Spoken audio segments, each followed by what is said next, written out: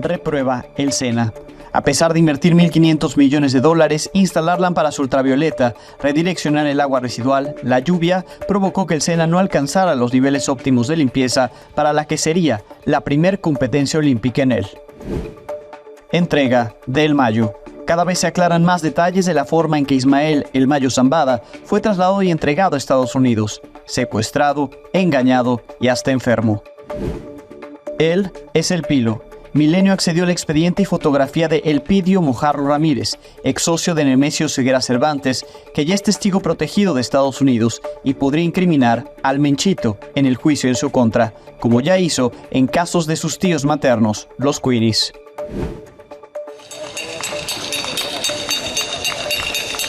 Disputa en Venezuela. Luego de que la autoridad electoral dio por ganador a Nicolás Maduro, la oposición reclama un fraude. Comunidad internacional ve con preocupación el resultado y llama a la transparencia.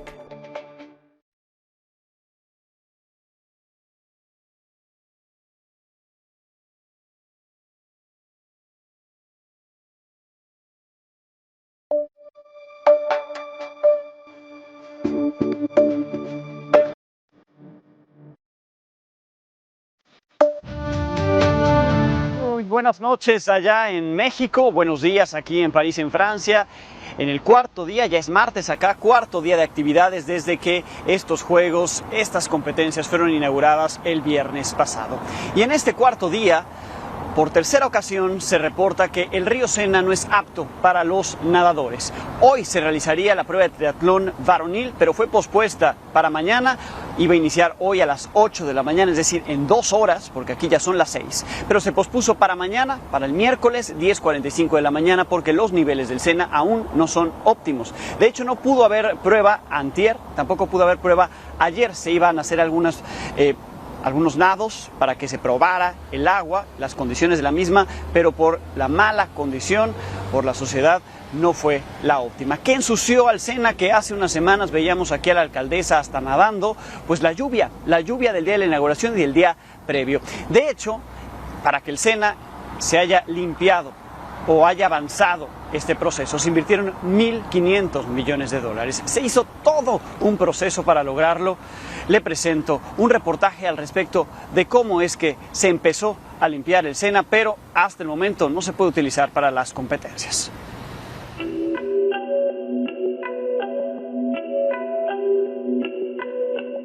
El río Sena, que atraviesa París, tuvo que ser limpiado, todo un proceso de limpieza. En el año 1980 estuvo en su punto más sucio. Ante eso, empezaron los procesos para limpiarlo hasta los últimos tiempos y se logró, eso dicen las autoridades, tenerlo limpio para albergar a los deportistas. El sueño parisino del último siglo ha sido volver a nadar en el Sena. Hace 101 años fue prohibido por la autoridad de la ciudad por la suciedad del agua. Era un vertedero fecal. En 1990 vino la primera promesa para conseguirlo. El entonces alcalde de París, que luego fue presidente, Jacques Chirac, aseguró que bajo su mandato sería posible volver a nadar y darse un baño en el emblemático río parisino. Casi 35 años después, la alcaldesa Anne Hidalgo lo volvió a proponer, destinando $1.500 millones para lograrlo. La meta, que se pueda nadar en los Olímpicos, al menos en algunas competencias, y que para el año 2026 una zona del Parc de la Villette sea destinada para que quien se quiera meter a nadar lo haga. El 17 de julio se sumergió con el presidente del comité organizador de los Juegos para probar que todo iba bien. Sin embargo, la lluvia de los 2 primeros días de los Olímpicos elevaron los niveles de suciedad. La manera de comprobar la calidad del agua es medir la cantidad de bacterias E. coli y enterococos encontradas en cada 100 mililitros de agua. En 2 ocasiones, otoño del 2023 y julio del 2024, el agua del Sena fue calificada como regular, con entre 500 y 1000 de E. coli y entre 200 y 400 de enterococos por cada 100 mililitros de agua. El resto de estudios que se le practicaron en estos años arrojaron que estaba demasiado contaminada para sumergirse en ella. El principal problema que encontraron fue la contaminación fecal, que puede provocar infecciones de la piel y problemas gastrointestinales. Para evitarlo, se propusieron terminar con el vertido de aguas residuales al Sena. El proyecto de limpieza del agua del río Sena incluyó la construcción de un tanque subterráneo justo debajo, frente a la estación Gare de Austerlitz, donde estaba la Plaza Marie Curie. Este tanque inmenso recibe el agua residual y la trata para que no llegue al Sena. Antes, los residuos a través del agua llegaban al río Sena. Lo que evita este tanque es que precisamente terminen ahí para que el agua del Sena sea lo menos contaminada posible. Cosa nada sencilla, pues el alcantarillado es compartido y el agua de lluvia y las aguas residuales terminaban en el mismo lugar. Si llueve mucho, como ocurrió al inicio de los Olímpicos, el sistema se llena y se desborda en las calles. Termina en el Sena. Se abren compuertas y se permite que fluya hacia el río para que París no se inunde. Por eso diseñaron un plan para captar y tratar toda el agua de lluvia y evitar que el agua residual termine en el Sena. Otra fuente de contaminación local son los barcos que navegan por el Sena, que solían descargar sus residuos en él. Ahora se les conecta a las redes de alcantarillado. Entre las acciones adicionales para limpiar el Sena se aplica tratamiento UV con lámparas, además de que la luz solar es un desinfectante natural. Con la luz ultravioleta mueren bacterias, virus y parásitos. Si no llueve y hay sol, la calidad del agua es mejor. Para probar que el proceso de limpieza del Sena va avanzando, la ciudad argumenta que en los años 80, cuando la calidad del agua estuvo en su peor momento, había 2 o 3 especies de peces en la cuenca de París, y hoy presumen que ya son 34. Con imágenes de Hugo Armando López para Milenio Noticias, desde París, Alejandro Domínguez. El primer fin de semana de estos Juegos en París 2024 marcó altibajos para la delegación mexicana. Algunos terminaron su participación por acá, pero otras. El equipo de tiro con arco femenil se llevó la primera medalla para nuestro país, el bronce. Además, el regreso de Simone Biles, la gimnasta estadounidense, y el extraordinario nado 400 metros de Léon Marchand, el francés, que ya batió el récord de Michael Phelps.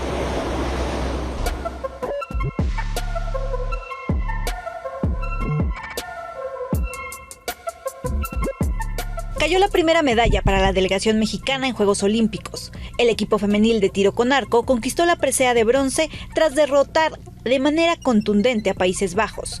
Alejandra Valencia, Ana Paula Vázquez y Ángela Ruiz le dieron el primer metal a nuestro país en esta disciplina. En el último partido hay que hacerlo porque hemos luchado muchísimo, por eso hemos trabajado muchísimo, por eso las 3 y se logró. Sí, fue muy emocionante y más que nada porque es ya mi segunda medalla olímpica y aparte es la primera medalla del equipo mexicano, o sea, es la primera medalla en la historia del equipo de tiro con arco femenil. Esto tiene el nombre de muchas personas grabado, esto tiene el corazón, el sacrificio, el esfuerzo, las lágrimas de muchas personas, no nada más la mía, y pues bueno, creo que es un pedacito de todos esta medalla. Las familias de las arqueras, a diferencia de lo que se vivió en Tokio 2020 con la pandemia, festejaron con ellas.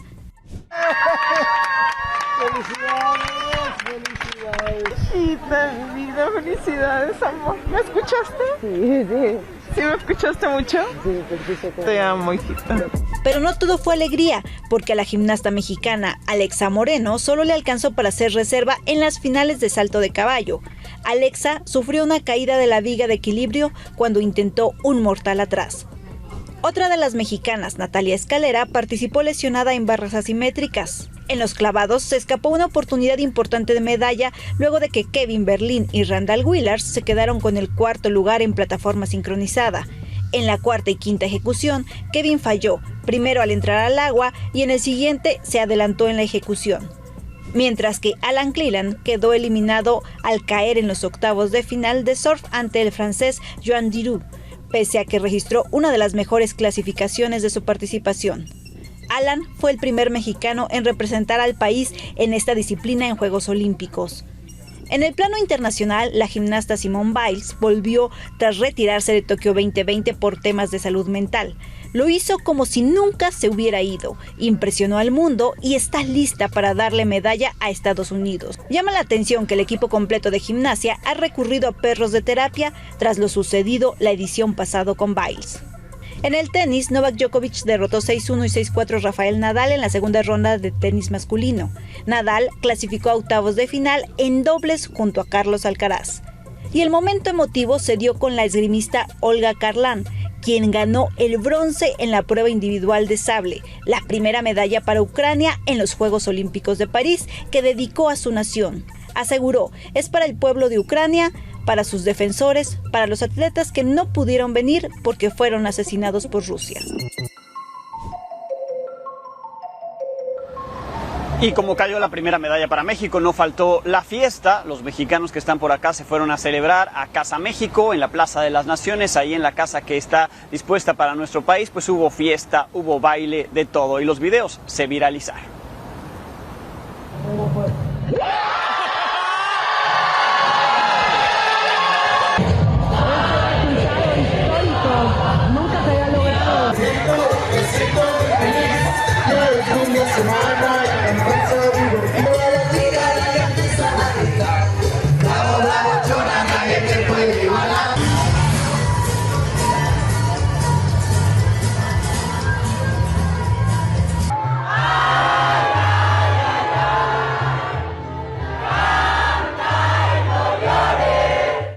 Fiesta que se pusieron los mexicanos en París, ahí en Casa México, y fui a conocer Casa México. ¿Qué es este lugar? Es una fan zone, se dispuso en esta zona de la Plaza de las Naciones. Hay varios países que tienen sus casas, está México, y el director operativo es Rodrigo Villa y nos cuenta un poco al respecto de este proyecto. Es la primera vez, como bien lo mencionas, que México tiene una casa de hospitalidad. Los Juegos Olímpicos es una ventana al mundo entero para enseñar lo que tenemos, para enseñar lo que somos. Estamos muy contentos por lo que hemos logrado, porque nuestra casa, la Casa de México, Casa México 2024, está instalada en el Parque de las Naciones. Sí. Un pedacito de México acá en París, en medio de los Juegos Olímpicos. ¿Quién puede venir? Para los que nos ven, a lo mejor van a venir a darse una vuelta a Francia, París, a los Juegos Olímpicos, o familias de personas que ya están por acá. ¿Quiénes pueden venir? ¿Cuáles son los horarios para que se acerquen un rato a Casa México? Claro, todos son bienvenidos. Niños, a sus papás, toda la familia. Este es un evento familiar. Somos un espacio también pet friendly. Actualmente nosotros no tenemos un costo de entrada. Que vengan los atletas, porque ya vimos la celebración. Ojalá que la invitación para que el Comité Olímpico Mexicano los traiga por acá, que convivan con los mexicanos, que vengan las autoridades del deporte también. Esta es la parte de México donde se está celebrando la presencia de nuestro país en los Juegos Olímpicos. Claro. Quien también estuvo en Casa México fue la embajadora de México en Francia, Blanca Jiménez, con quien conversé sobre la atención que se está dando por parte de la embajada a los mexicanos que están en estos días por acá, además de la oferta cultural de nuestro país en Francia y en particular en París. Esto me dijo.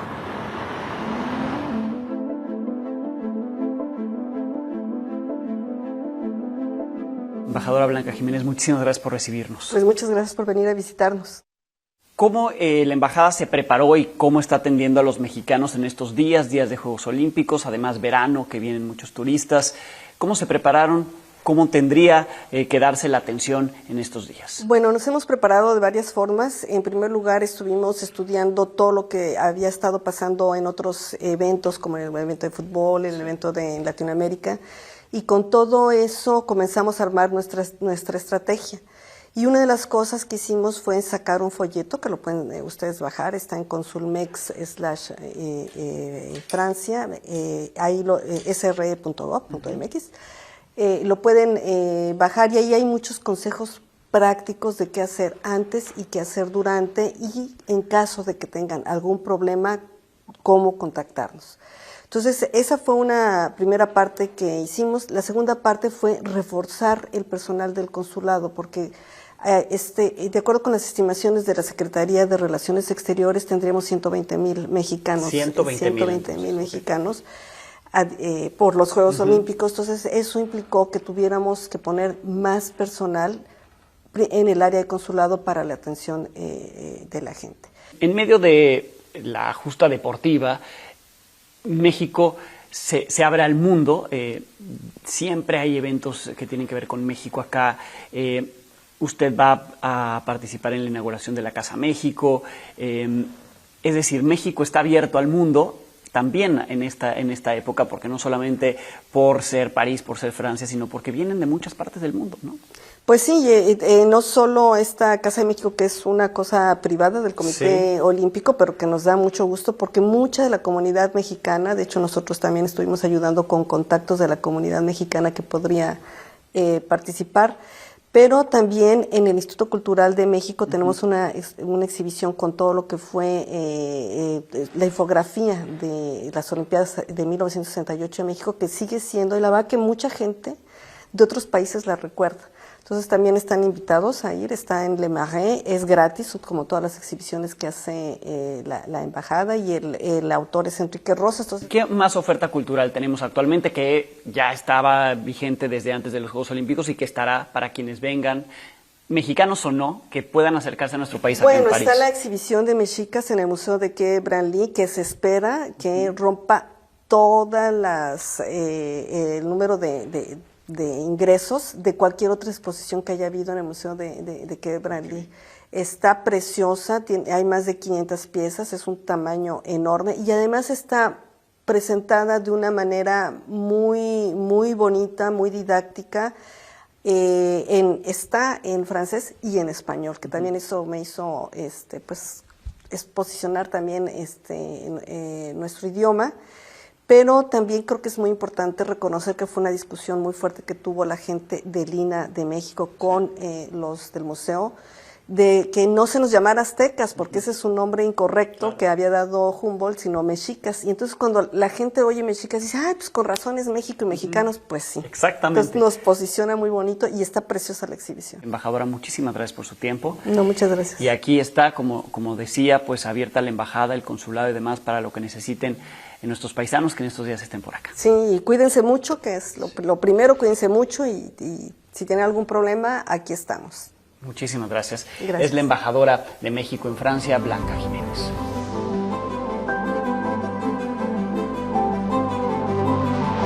En unos momentos más información de lo que estamos haciendo por acá en París, más de los mexicanos en París, historias de éxito que nos dan orgullo de los mexicanos que le están haciendo acá en este país y por supuesto la agenda para que ustedes estén atentos en las próximas horas de la participación de los atletas mexicanos en París. Además, en México pasan muchas cosas. Antes de que le cuente todo lo que se ha dicho sobre cómo es que el Mayo Zambada llegó a manos de las autoridades estadounidenses, hoy una revelación en Milenio Noticias 22 horas. Mi compañero Ángel Hernández obtuvo el expediente y los detalles de El Pilo. ¿Quién es El Pilo? Un ex socio de Nemencho Oseguera Cervantes, el Mencho, líder del cártel Jalisco Nueva Generación. Obtuvo el expediente y obtuvo su fotografía. No se le conocía. ¿Quién es este hombre, Ángel? Muy buenas noches. ¿Qué tal, Alex? Buenas noches. Pues nada más y nada menos que el enemigo acérrimo de Nemesio Oseguera Cervantes, el Mencho, Elpidio Mojarro Ramírez, iba a ser el líder del Cártel del Milenio aproximadamente en 2010, cuando esta organización criminal pues estaba decayendo. Lo que sucedió fue que justamente ya la célula de Oseguera Cervantes, que trabajaba en el Cártel del Milenio, se rebeló, no quiso dejar a Elpidio Mojarro Ramírez al frente de la organización, terminó con ella, se hizo de sus recursos y además fundó el Cártel Jalisco Nueva Generación. Para términos reales, Elpidio Mojarro Ramírez era un fantasma para nosotros. En Milenio hemos podido encontrar una fotografía de él. En 2018 se entregó al gobierno de Estados Unidos, está en custodia del servicio de Marshals de esa administración, porque actualmente es un colaborador activo de esas autoridades. Ya ha colaborado en casos de alto perfil, de hecho vinculados al Cártel Jalisco, 2 miembros de los Queenies, este brazo financiero del Cártel Jalisco, y también ha colaborado con un traficante independiente, Raúl Flores Hernández, alias El Tío, que también en algún momento fue vinculado al Cártel Jalisco Nueva Generación. La importancia también es que sabemos que él ya se encuentra libre en Estados Unidos. Esto quiere decir que sigue siendo un colaborador de las autoridades, pero está al mismo tiempo recibiendo protección al estar bajo el programa de protección de testigos del gobierno de Estados Unidos, Alex. Interesante, por supuesto, en esta época en que estamos hablando de traiciones al interior de los cárteles. Lo vimos con el cártel de Sinaloa, lo que pasó con la facción de los Chapitos en contra de la facción del Mayo Zambada, que de acuerdo con la cronología que enseguida les presentaremos, pues terminaron entregándolo a la autoridad estadounidense. En este caso es un ex socio, pudo haber sido el líder del cártel del Milenio, que luego se convirtió en el cártel Jalisco Nueva Generación, pero se fue a cantar toda la actividad criminal a Estados Unidos. Importante lo que señalas sobre que podría ser, todavía no se sabe, pero podría ser uno de los testigos estrella en el caso del Menchito, hijo de Nemesio Ceguera Cervantes, ¿no? Es correcto, Alex. En septiembre inicia este juicio ya en Washington. Se presentará ante una jueza, Rubén Oseguera González, enfrentará varios cargos por tráfico de drogas. Hay que ponernos en contexto, Oseguera González en algún momento decidió que iba a colaborar con las autoridades, después llegó a última hora un abogado que contrató de hecho su familia y dijo: ese trato va para atrás. Ahora las autoridades no solamente van con todo y han pedido prisión de por vida para el Menchito, sino que están utilizando una de las declaraciones que habría firmado para este acuerdo para enjuiciar al mismo Menchito. Pues si bien se desistió de este acuerdo, pues no se echó para atrás en lo que dijo. Veremos si aparece el Pilo. Hay muchos más narcos que sabemos que tienen conocimiento de cómo se fundó el cártel Jalisco Nueva Generación a partir del cártel del Milenio, los libros contables, varios de ellos, Alex, lo recordarás allí en Brooklyn, en la Corte de Distrito Este, al frente el juez Brian Cogan, pues declararon en contra de Genaro García Luna. Varios de ellos podrían volver allí a la corte para declarar en contra del Menchito. En tanto, pues Nemesio Ceguera Cervantes es de los últimos capos que no ha sido encontrado y se encuentra pues probablemente en México, aunque la DEA ya ha revelado que se encuentra también con algunos problemas de salud. Sí, interesante por supuesto el caso, interesante lo que vaya a ocurrir. ¿Por qué crees, por qué te han dicho tus fuentes, de por qué se había mantenido en el anonimato este personaje? ¿Fue una decisión de Estados Unidos para convencer y lograr la colaboración o una condición suya? Es decir, les cuento todo pero mantengan en silencio, en secrecía mi identidad. Lo primero que sabemos es que en 2018 este sujeto, el Pilo, se entregó en Estados Unidos.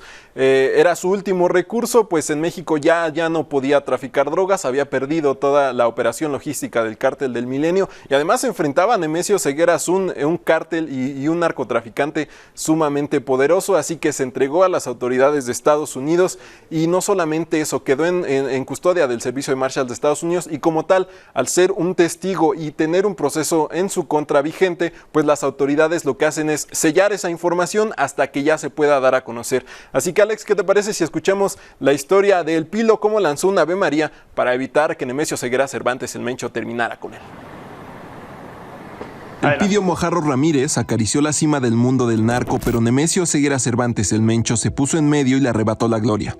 Entonces el Pilo, como lo conocían en el cártel del Milenio, se rindió, se jugó su última carta o como se dice en el fútbol americano, lanzó una Ave María para salvar su vida convirtiéndose en soplón de las autoridades estadounidenses. Hoy camina libre con la protección del gobierno de ese país. Hasta hoy era un fantasma, pero Milenio accedió a un informe de la DEA sobre él, a su expediente judicial, a su acuerdo de culpabilidad y a una fotografía tomada en Washington, la única conocida hasta hoy. Fue hace 9 años, en 2015, cuando la DEA lo puso en la mira por traficar cocaína desde 1994, desde Centro y Sudamérica hacia Estados Unidos. Utilizaba pistas clandestinas, vehículos con compartimentos ocultos y naves marítimas para transportar toneladas de droga del otro lado del río Bravo e incluso a Europa. Según el reporte de la DEA, para lograrlo sobornó a autoridades mexicanas y estadounidenses, así como a elementos de los ejércitos mexicanos y venezolanos. Elpidio Mojarro se ganó un espacio en el cártel del Milenio gracias a su habilidad para esconder su mercancía. Participó desde su fundación a inicios de la década del 2000 y hasta su desmantelamiento en 2011. Comenzó su carrera en 1988 traficando cocaína. Fue detenido en Estados Unidos y sentenciado a 8 años de prisión, aunque solo cumplió la mitad porque logró escapar a México, donde tomó fuerza. En prisión consiguió el contacto de narcos colombianos que le enviaban maletas llenas de cocaína al Aeropuerto Internacional de la Ciudad de México, además de usar camiones y aeronaves privadas.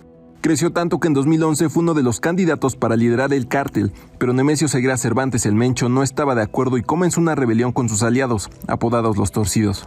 Por otro lado, la resistencia estaba encabezada por Ramiro Pozos, el Molca, quien respaldaba a El Pilo con apoyo del cártel de Sinaloa, antiguo aliado del cártel del Milenio. Pero el Mencho le dio una estocada final y construyó una nueva organización, primero como los Matacetas y luego como el cártel Jalisco Nueva Generación. El Pilo intentó seguir traficando cocaína, pero poco a poco fue perdiendo el toque y varios fueron fallidos. No queda claro cómo llegó a Estados Unidos, donde fue detenido el 6 de febrero de 2018. Al otro día renunció a su derecho de audiencia para que le leyeran los cargos en su contra. No habían pasado ni 24 horas y ya estaban negociando el costo de su colaboración. El 12 de abril se declaró culpable de 2 cargos por traficar cocaína y años después, el 11 de septiembre de 2023, llegó a la recompensa. El Ave María tocó la zona de anotación. El juez Christopher R. Cooper le otorgó la libertad tras imponerle 5 años de prisión que ya había cumplido. Siempre estuvo y se mantiene bajo protección del servicio de Marshals como un colaborador estrella. Ha sido testigo contra los hermanos Gerardo y José González Valencia de los Queenies y contra Raúl Flores Hernández alias El Tío, un traficante de drogas independiente. Con el inminente juicio de Rubén Oseguera González, el Menchito, parece que llegó la hora de vengarse del hijo de quien le robó la corona del narcotráfico. Para Milenio Noticias, Ángel Hernández. Alex, pues también un reconocimiento a Luis Chaparro allá en la frontera norte de nuestro país. Él colaboró para este texto, para esta presentación, bastante información y para la imagen. Así que bueno, también ya hoy podemos saber quién es el Pilo, cómo se entregó a las autoridades estadounidenses y cómo negoció esta protección, porque aquí en México pues no tiene un buen panorama. Perfecto, Ángel. Muchísimas gracias a ti, gracias a Luis Chaparro también por allá en la frontera entre Ciudad Juárez y El Paso, Texas. Continuamos con lo que ocurre con el Mayo Zambada. Se han aclarado algunas cosas sobre cómo fue la traición de Joaquín Guzmán López, hijo del Chapo Guzmán, contra Ismael El Mayo Zambada. Aún hay cabos sueltos. Es un trabajo de Emir Castañeda. Según nuevos detalles, la captura de Ismael El Mayo Zambada no fue producto de una traición de terciopelo, sino de una violenta emboscada realizada por un grupo de sicarios al mando de Joaquín Guzmán López El Güero, quien desde hace meses se había convertido en un informante del FBI. Las fuerzas del orden de Estados Unidos fueron informadas en varias ocasiones previas que Joaquín Guzmán López estaba considerando rendirse ante las autoridades estadounidenses. Sin embargo, nunca había concretado dicha intención. De acuerdo con el periodista Joan Grillo, el día de su arresto, Ismael El Mayo Zambada había pactado una reunión en Culiacán, Sinaloa, con Joaquín Guzmán López y el diputado federal electo Héctor Melesio Cuen, quien fue asesinado la noche del jueves, horas después de que confirmara la detención en Estados Unidos. El político perteneciente al partido sinaloense, bueno, pues fue traído hasta este sitio en calidad de emergencia, de urgencia médica, porque pues habría sido víctima de un atentado. Sucedió hoy a la altura de la Presita, a la altura de la salida norte. Sin embargo, al llegar al punto de la reunión en el fraccionamiento Huertos del Pedregal, El Mayo y 4 de sus escoltas fueron sorprendidos por sicarios del hijo del Chapo Guzmán vestidos de militares. El abogado del Mayo, Frank Pérez, relató a Milenio que los pistoleros tiraron al capo de 76 años al piso, lo esposaron, le pusieron una bolsa negra en la cabeza y lo subieron a una camioneta en la que fue trasladado a un aeropuerto y de ahí a Estados Unidos. Las autoridades del orden público estadounidenses fueron informadas aproximadamente a las 2:40 p.m., una vez que el avión estaba en el aire, que Ismael Zambada García podría estar también en la aeronave. Estas versiones coinciden con las fotografías del interior del avión que fueron publicadas por el periódico estadounidense USA Today, en la que aparecen una bolsa negra, cinturones de plástico y hasta una máscara de oxígeno sobre uno de los asientos de la aeronave. Además, en redes sociales se divulgó esta fotografía del Mayo Zambada en la que aparece con moretones en los brazos. Hoy, a 4 días de la captura, el gobierno federal expuso la información que las autoridades de Estados Unidos le han entregado y en la que aún no se aclara el misterio del vuelo en el que viajaron los líderes del cártel de Sinaloa y del cual ya se deslindó el empresario y piloto Larry Curtis Parker, quien fue señalado el viernes por la secretaria Rosa Isela Rodríguez. Tampoco se descartó que agentes estadounidenses hayan operado dentro del territorio mexicano, por lo que la Fiscalía General de la República ya inició una carpeta de investigación por los hechos ocurridos en Sonora el jueves. ¿No trabajaron aquí? No puedo descartar eso. Tenemos que esperarnos. Tenemos que esperar a que nos informen cómo fue esta situación. Milenio Noticias. Está programado que este martes se presente en audiencia Joaquín Guzmán López, alias El Güero. Aquí algunos de los detalles. Será en una corte de Illinois. Son 5 cargos los que tienen su contra: tráfico de cocaína, heroína y metanfetaminas. El hijo del Chapo Guzmán será presentado ante la jueza Sharon Johnson Coleman.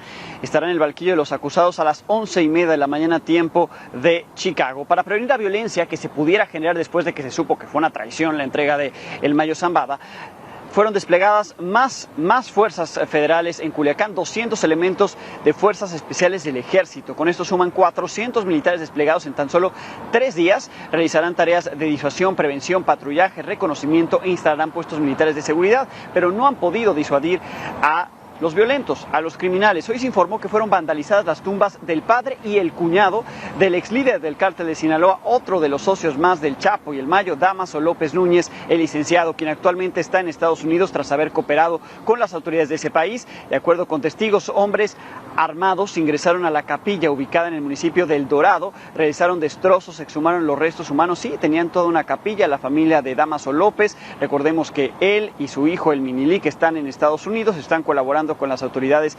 estadounidenses, por lo que pues la violencia sigue presente, pero sí hay un fuerte despliegue militar. Y hablando de organizaciones criminales, el Cártel del Noreste dijo no tener ninguna relación con las pastillas de fentanilo que circularon en redes hace unas semanas. Las veíamos acá, circularon principalmente en Canadá con las siglas CDN y con el número 80. En un video en redes sociales, este grupo afirma que esas letras corresponden a pastillas de Oxycontin de Purdue Pharma y que no tienen nada que ver con ellos, como se publicó hace algunas semanas. Así es que se deslindan de las pastillas de fentanilo, dicen que ellos no trafican esa droga. Hay nuevos datos sobre el caso Ayotzinapa. De hecho, hubo reuniones importantes entre el presidente con los padres y la próxima presidenta con ellos. Hoy se dio a conocer que el subsecretario de Gobernación, ex subsecretario de Gobernación, Alejandro Encinas, que ahora trabaja para Clara Brugada, compareció por primera vez en calidad de testigo por el juicio contra 15 militares presuntamente involucrados en el caso. Fuentes del proceso confirmaron a Milenio que Encinas se presentó el viernes vía remota y reservó detalles para no autoincriminarse por la investigación en su contra que inició la Fiscalía General de la República tras una demanda de los abogados de los militares. Negó haber violado la presunción de inocencia de los implicados tras revelar sus nombres durante una conferencia mañanera, pero reconoció que lo hizo por instrucción del presidente López Obrador para informar a la ciudadanía. Lo que no ha dicho Alejandro Encinas es qué pasó con el pajarraco. ¿Qué pasó con el pajarraco? El testigo clave del caso Ayotzinapa. Aquí se lo presentamos y en conferencia se lo hemos preguntado a Alejandro Encinas qué pasó con ese testimonio tan valioso. Una entrevista que dio a la Comisión Nacional de Derechos Humanos en 2018, que contaba todo lo relacionado con aquella noche, el 26 y 27 de septiembre. Encinas no ha dicho absolutamente nada. Como le decía, hubo reuniones de los padres de los 43 con el presidente y con la próxima presidenta. Sobre lo que ocurrió con el presidente dijeron que no hubo ningunos cambios, y esto dijeron al salir de la reunión con la próxima presidenta, Claudia Sheinbaum. Quedamos de seguirnos reuniendo, que no se nos va a olvidar el caso de Ayotzinapa y que vamos a seguir trabajando con ellos. Y vamos a encontrar un método de trabajo que nos permita pues lo que están pidiendo ellos, que es verdad, justicia y dónde están. Hasta Venezuela con Marco Teruggi. ¿Cómo van las cosas? Se dio a conocer el domingo por la noche el triunfo de Nicolás Maduro. La oposición no lo acepta, dicen que ellos tienen los datos contrarios. Hay reclamos, han ocurrido protestas y también hay preguntas de la comunidad internacional. Marco, ¿cómo van las cosas por allá?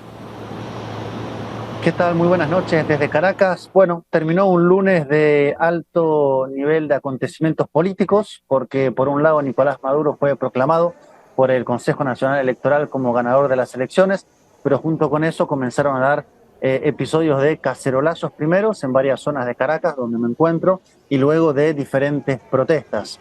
Y eso dio lugar a que la ciudad, el país, estuviera en una situación de gran tensión respecto a cómo puede evolucionar este escenario donde la oposición no reconoce su derrota y el Consejo Nacional Electoral ya ha dicho que Nicolás Maduro es quien ganó las elecciones. Por lo tanto, lo que se percibe es que esto puede seguir empeorándose en vista de que hay por el momento dos posiciones que plantean algo totalmente diferente. Lo que sucede es que la de Maduro está respaldada por el poder electoral y la de Machado no reconoce ese poder electoral y el resultado que arrojó. Esa es hoy la discusión que estamos teniendo Y si te parece, podemos escuchar justamente lo que dijo el presidente Maduro y las principales figuras de la oposición que están impugnando la victoria del actual presidente. Hoy están ensayando los primeros pasos fracasados para desestabilizar a Venezuela y para imponerle otra vez un manto de agresiones y de daño a Venezuela. Estimados amigos, entiendo tu indignación, pero nuestra respuesta desde los sectores democráticos es de calma y firmeza, apostando siempre por la paz. Venezuela desea paz y reconocimiento de la voluntad y expresión de la gente.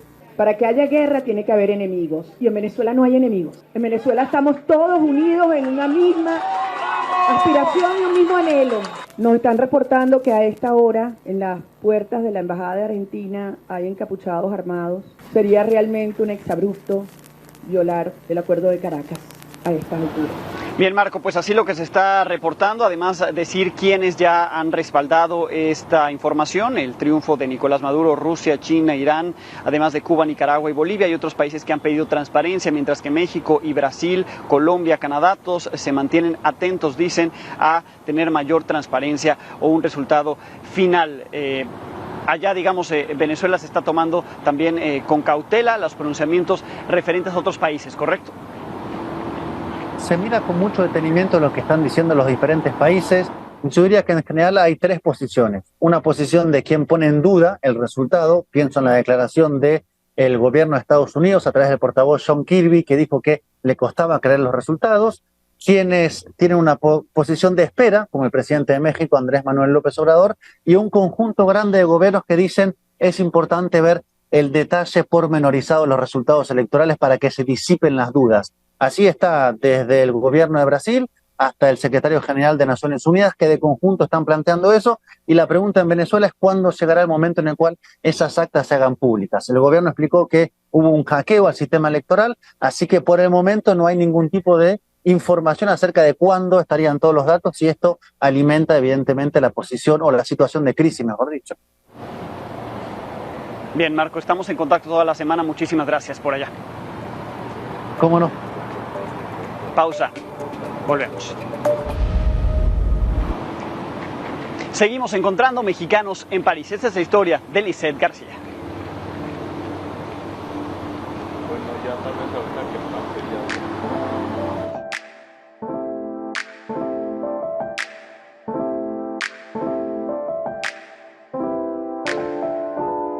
Aquí en París encontramos a Lisette García, tu nombre como mexicana, pero te casaste con un francés. Y por eso estás aquí y se te ocurrió esto, hacer o cosechar chiles para hacer salsa. Cuéntanos cómo es que llegaste a esto, a este producto. Bien, todo fue porque no podía vivir sin mi gastronomía mexicana. Mi esposo es ingeniero agrónomo, tiene el know-how de hacer chiles, de hacer verduras, y me dijo, no te preocupes, cuando vayas vas a poder tener lo que necesites para comer. Encontrar chiles frescos en Francia es posible. La mexicana Lisette Raúl García siembra en el oeste del país jalapeños, serranos, habaneros, poblanos y tomatillos verdes. Originaria de Guadalajara, ella llegó a Francia hace 7 años por amor, dejando familia y trabajo, pero no los sabores de México. Todo lo hice pensando en una receta que me sale del corazón, que me hace transmitir, que me hace pensar en México. En la granja Le Jardin de la Belle, 1 hectárea es para la siembra mexicana y se recolectan anualmente 10 toneladas de productos frescos. La cosecha de tomatillos y chiles comienza en julio y en función del clima se extiende hasta los meses de noviembre o diciembre. Al final, pues encontramos la manera en que piquen, que tengan esa calidad, como en México, que se encuentre esa autenticidad, aunque la tierra no es la misma. Sabemos que la tierra también es la que le da el sabor, pero eso también estamos orgullosos de que hacemos todos en tierra, hacerlo de la manera más artesanal posible, es lo que hace también la diferencia. Los chiles mexicanos de Lisette ya han cruzado la frontera y también se comercializan en Italia, España y Bélgica. Estas etiquetas que además estás actualizando constantemente tienen el sombrerito, que es pues, típico de México, pero además que asemeja a la Torre Eiffel, ¿no? ¿Cómo se te ocurrió esta propuesta? Sí, es la fusión, porque todo es producido y transformado en Francia, pero por manos y recetas mexicanas. Este año, el Collège Culinaire de France, un colectivo de escuelas gastronómicas y chefs de renombre, les otorgó la denominación Productor Artesano de Calidad gracias a sus semillas, sus chiles frescos y también por sus purés y salsas que son creados con los excedentes de los productos frescos. Su objetivo, reducir el desperdicio de productos y proponer salsas y purés durante todo el año. Un caso más de éxito de los mexicanos que viven por acá, que se vinieron acá y que no olvidaron su país. Lo tienen muy presente. Muchísimas gracias por tu tiempo. Muchas gracias. Cuando gusten y cuando gusten probar también. Lisette García o Lisette Roux, ya una mexicana casada con francés que hace chiles. Gracias también a Denise Ayala, corresponsal de Milenio acá en Francia, con quien estamos armando estas imágenes, estas historias de los mexicanos en París. Minelia Taide, actividad de la delegación mexicana para este martes acá en París. ¿Cómo estás? Así es, Alex, muy buena noche, muy buenos días allá en París. Efectivamente hay actividad de los mexicanos porque en el remo school individual, Kenia Lechuga participará a la 1:30 de la mañana, en judo menos 63 kilogramos femenino, Priscila Agüitia a las 2 de la mañana y en la vela, Mariana Aguilar a las 4:33 de la mañana. En la natación 200 metros pecho, Miguel Lara entra en acción. Esto será a las 5:10. En el bádminton individual masculino, Luis Garrido a las 7:40 de la mañana. Recordemos que el triatlón se pasó justamente por la calidad del agua del río Sena. De mañana para el miércoles será el masculino y también será el femenino, debido a lo que ya platicabas también. Perfecto, Mine, pues mañana nos enlazamos. 5 disciplinas para que estén atentos de todas las actividades en la multiplataforma Milenio, La Afición, Medio Tiempo, Multimedios Deportes, y mañana tendremos algo nuevo que contarle a las 22 horas. Buenas noches.